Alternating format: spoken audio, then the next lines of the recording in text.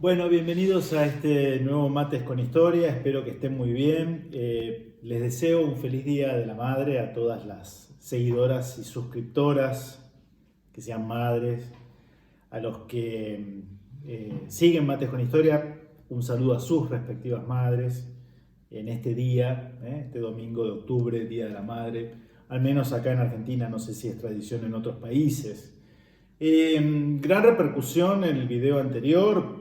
Por supuesto, hay temas que son muy convocantes y muy polémicos. El de la conquista de América, el descubrimiento de América, el 12 de octubre es uno de ellos.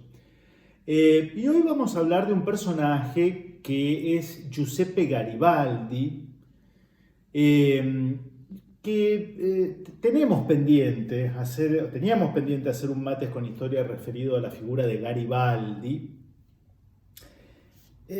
Creo que le vamos a poner héroe o villano. ¿Por qué? Porque acá hay una cuestión medio esquizofrénica que tenemos los argentinos. Hay monumentos a José Garibaldi. Bueno, en Rosario hay uno que actualmente está emplazado en un sector del Parque de la Independencia. Vamos a tratar de poner fotos. Pero estuvo originalmente emplazado el monumento a José Garibaldi en la ciudad de Rosario en el patio de entrada a lo que era el edificio de una logia masónica acá en Rosario, que creo que sigue estando en el mismo lugar, pero con un edificio nuevo. Eh, en 1976, por lo que estuve rastreando en las noticias, una bomba lo destrozó por completo. No tuve nada que ver con el episodio, contaba apenas con 6 años, aclaro por las dudas. El personaje no concita mi entusiasmo, pero no soy de poner bomba, digamos, ¿no? En todo caso, dedico mates con historia, que a lo mejor tienen efecto multiplicador. Se lo reconstruyó, se reinauguró y allí está el monumento a Garibaldi en Rosario. En San Nicolás, una de las calles céntricas, me pueden desmentir los nicoleños que nos siguen, se llama Garibaldi. Garibaldi. En Bahía Blanca hay un monumento también muy importante. Y por supuesto, en Ciudad de Buenos Aires, en Plaza Italia, allí donde está enfrente, creo que es el zoológico y está también la entrada a la Sociedad Rural Argentina, hay un monumento ecuestre a Garibaldi que es una obra de arte descomunal, ¿no? Descomunal. Entonces, claro, cualquiera que ve ese monumento dice, este hombre habrá hecho algo muy bueno para la Argentina, ¿no? Este hombre habrá hecho algo realmente positivo. Los argentinos le debemos o tenemos una deuda de honor para con Giuseppe Garibaldi. Vamos a leer a Vicente Sierra y saber cuál fue la obra de este defensor de la libertad en nuestro ámbito, el río Platense. Después se va a ir, en 1848, ya se va a ir a Italia y va a ser un poco el artífice de la unificación italiana. Yo no me voy a meter con la consideración que los italianos pueden hacer de Garibaldi, es cuestión de los italianos. Es cuestión de los italianos. Claramente tenía un componente allí. Esa unificación se hace, lo hemos analizado al hablar en aquel mates con historia del poder temporal de los papas, se hace a costa de los estados pontificios, ¿no? Los estados pontificios. Y tiene un sesgo anticlerical, liberal, muy marcado, muy marcado. Esto es así también. Yo no sé si todos los italianos reconocen a la figura de Garibaldi. Tengo para mí que no debe ser tan unánime. Porque es como si me preguntaran, ¿todos los argentinos son mitristas? Y, por lo menos, este humilde servidor, no. No lo es, ¿no? Entonces, ¿hay consenso en Italia respecto de reivindicar la figura de Garibaldi? Tengo mis dudas, pero no me voy a meter en cuestiones que no hacen a la historia argentina. Vamos a ver y analizar la actuación de Garibaldi en los años previos a que se hiciera famoso en Italia. Estamos hablando del año 1840, 1843. El marco, vamos a tratar de poner algunos mapas para orientarnos, es el de una confederación argentina gobernada por Juan Manuel de Rosas, Una banda oriental que ya es la República Oriental del Uruguay,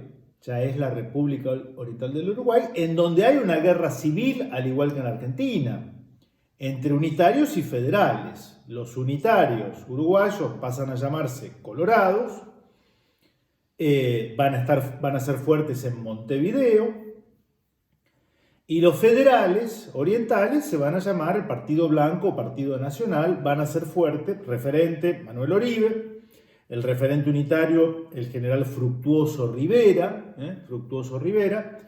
Entonces, en esa guerra civil entre unitarios y federales en la banda oriental, hoy República Oriental del Uruguay, van a también meter la cuchara, permítame la expresión, los federales argentinos apoyando a los blancos uruguayos, los unitarios argentinos emigrados apoyando a los colorados, el Imperio del Brasil, por un dato que ahora voy a señalar, y por supuesto, en el marco de un enfrentamiento contra Francia primero y contra Francia e Inglaterra después, estas dos superpotencias militares de la época también van a jugar sus fichas en el escenario rioplatense, que va a tener a Montevideo como epicentro. Entonces, la cuestión de Brasil tuvo una cuestión previa, lo vamos a ver en otro Mates con Historia, lo han pedido, la revolución o la guerra de los farrapos, va a ser una de 4 guerras secesionistas que van a tener los brasileños, una vez declarada su independencia de Portugal.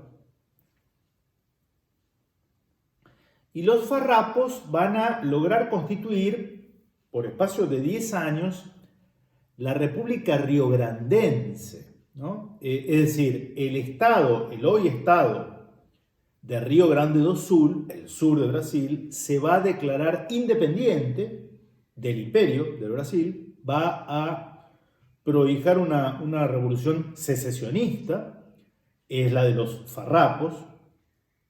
Por supuesto, desde el poder central, desde el imperio, el emperador procura reprimir esa revolución. Le va a llevar 10 años lograrlo.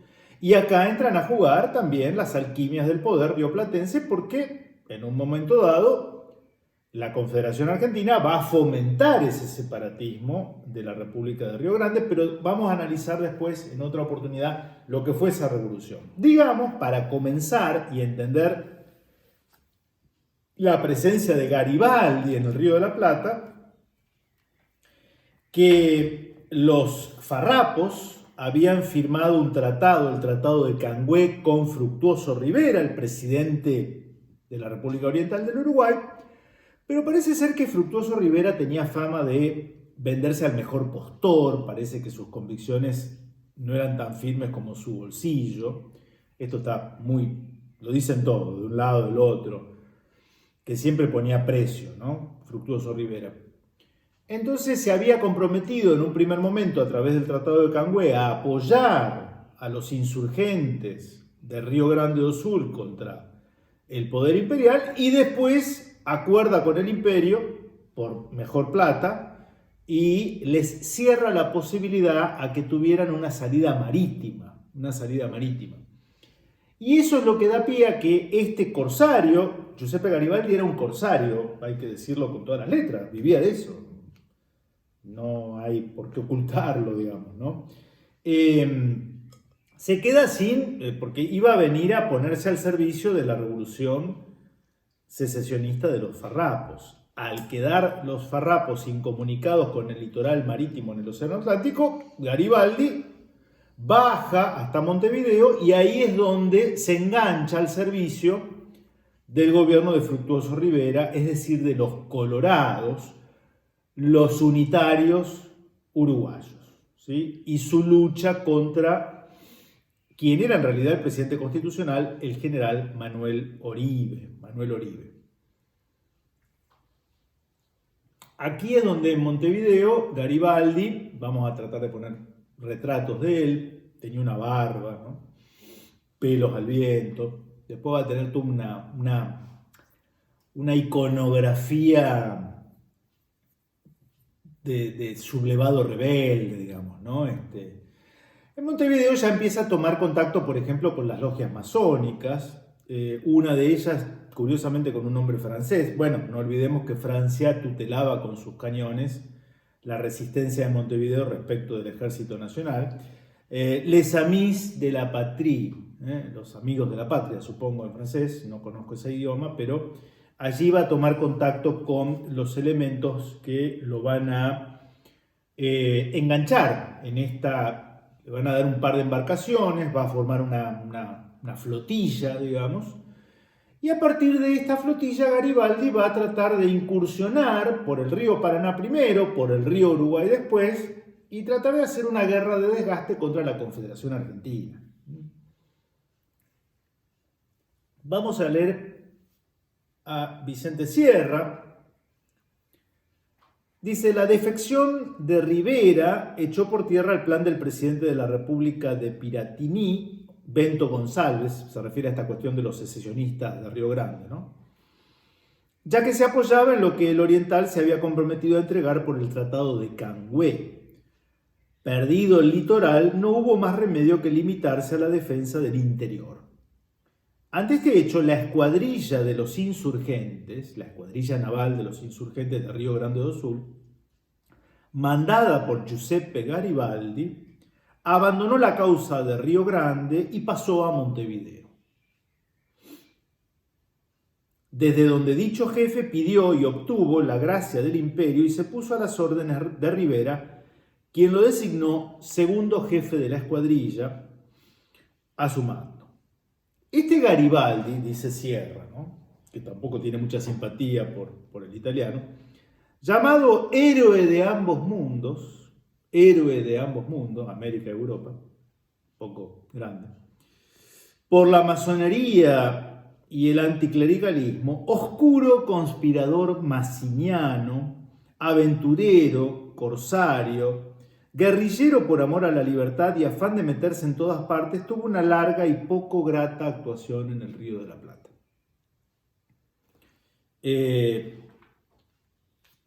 Bueno, saben que Vicente Sierra es muy detallado. Miren lo que son estos tomos, ¿no? Miren lo que son estos tomos. Esto es, para mí es insuperable Vicente Sierra, ¿no? Y acá aparece en escena nuestro nunca bien homenajeado almirante Guillermo Brown, ¿no? Creador de la Armada Argentina de alguna manera, patriota decidido, él que era irlandés de nacimiento, ¿no? Lo hemos analizado al hablar en la guerra, el almirante Brown y la guerra contra el Brasil, esas proezas navales contra la Armada Imperial Brasilera. Por eso ven ustedes que estas disputas ya había mucha sangre en el ojo acá, ¿no?, pendiente.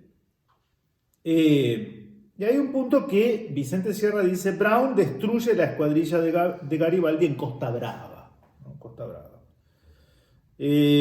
Costa Brava, una batalla que va a ser cerca de la ciudad de Esquina, en Corrientes, en la zona de Alberdi, en la zona norte de la ciudad de Rosario, hay una calle que se llama Costa Brava, ¿no? Costa Brava en homenaje a esa batalla. Como veremos, dice Vicente Sierra, la campaña de Garibaldi debe verse como un antecedente del Tratado de Paysandú. Garibaldi se hizo cargo de la empresa, pero no sin declarar que su resultado sería la pérdida de los barcos que mandaba.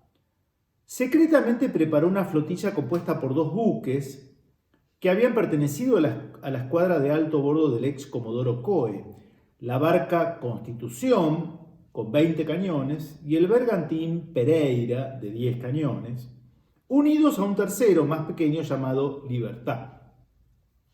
Los nombres icónicos, ¿no? Atractivo para la empresa era su carácter de pillaje, por lo que el 1 de septiembre Ferré era el gobernador correntino. Estableció el Tribunal de Presas, del que se hizo mención a Garibaldi en el artículo 3 de las instrucciones que le fueron dadas. Dicho sea de paso, Corrientes estaba en guerra contra la Confederación Argentina. Corrientes se había separado de la Confederación Argentina, por eso había una cuestión allí, era un rompecabezas con varias piezas, ¿no? Con varias piezas, a las que ya mencioné al comienzo.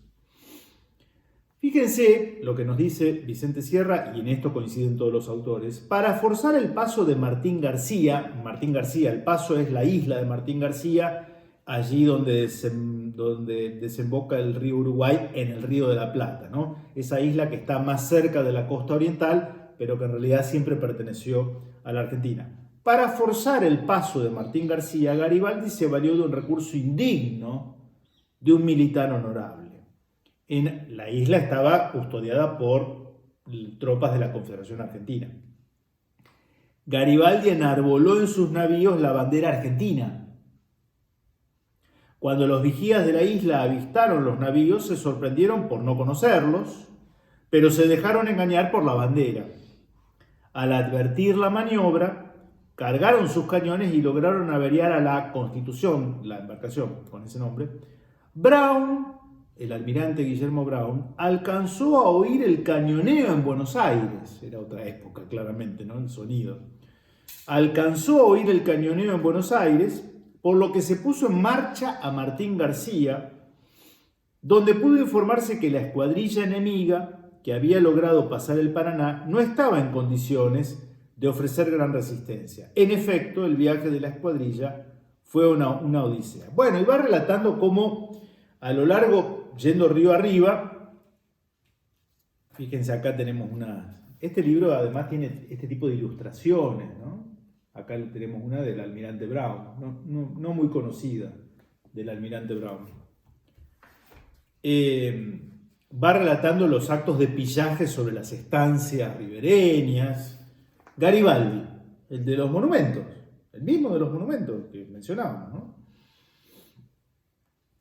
Al llegar a Costa Brava, insisto, cerca de Esquina, Corrientes, Garibaldi comprendió que no podía seguir por el gran calado de algunas de sus naves, resolviendo ocultarse de manera de obtener que el factor sorpresa actuara a su favor, para lo cual acoderó sus buques, colocó en tierra infantería atrincherada guardando su flanco y esperó a Brown. Brown, jefe de la Armada de la Confederación, va a tratar de neutralizar, liquidar a este corsario que hacía actos de depredación a lo largo de las costas, ¿no? Que navegaba con viento escaso pero favorable. La batalla se desarrolló los días 15 y 16 de agosto, haciéndose derroche de coraje por ambas partes, pero terminando con la destrucción completa de la escuadrilla de Rivera, de Fructuoso Rivera, oriental, y de sus fuerzas. En el encuentro se destacó el guardiamarina Mariano Cordero, quien al frente de un grupo de infantes bajó a tierra y enfrentó a la infantería de Garibaldi y le apagó los fuegos. También se distinguió por su bravura el guardiamarina Bartolomé Cordero. Garibaldi y el resto de su gente huyeron por tierra hacia Esquina, desde donde pasaron a Corrientes.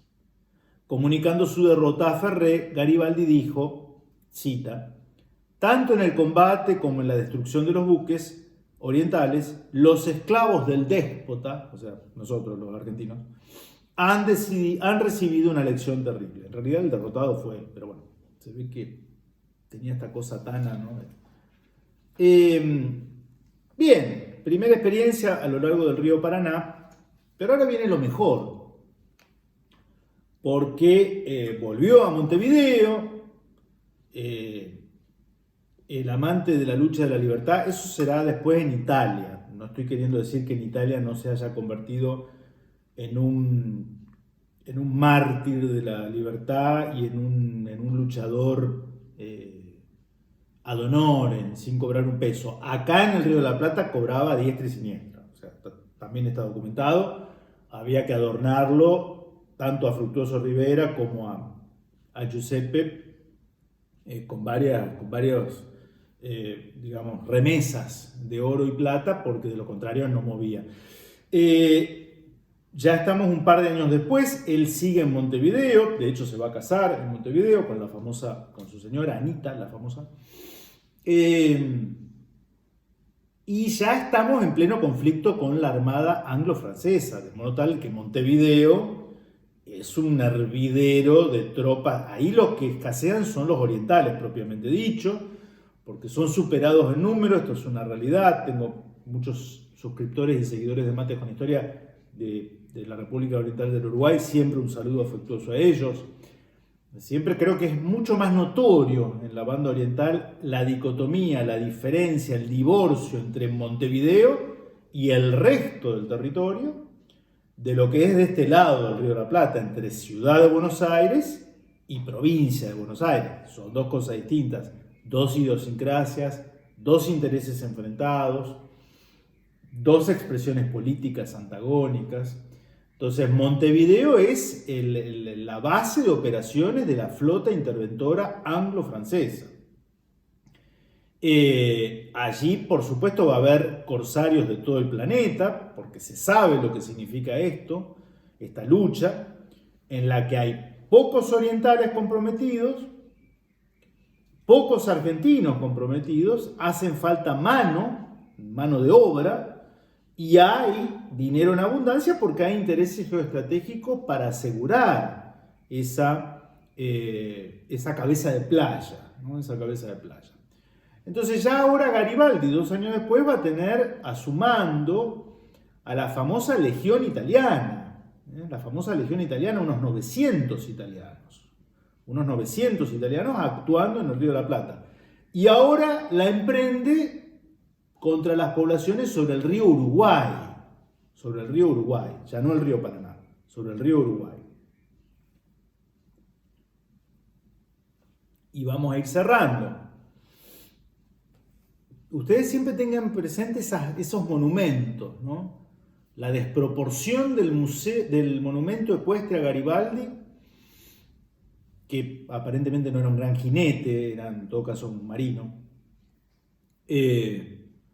En Plaza Italia, en Ciudad de Buenos Aires, frente a la Sociedad Rural Argentina, un lugar emblemático, y la modestia de los monumentos del Almirante Brown. Saquen ustedes sus conclusiones, ¿no? En efecto, en Montevideo se formó una escuadrilla con buques anglo-franceses y los tomados de la escuadra argentina, el general San Martín, el Echagüe y el Maipú, que fue expuesta a las órdenes de Garibaldi en carácter de comisionado del gobierno de la República Oriental. El 30 de agosto esta fuerza naval, reuniendo 28 buques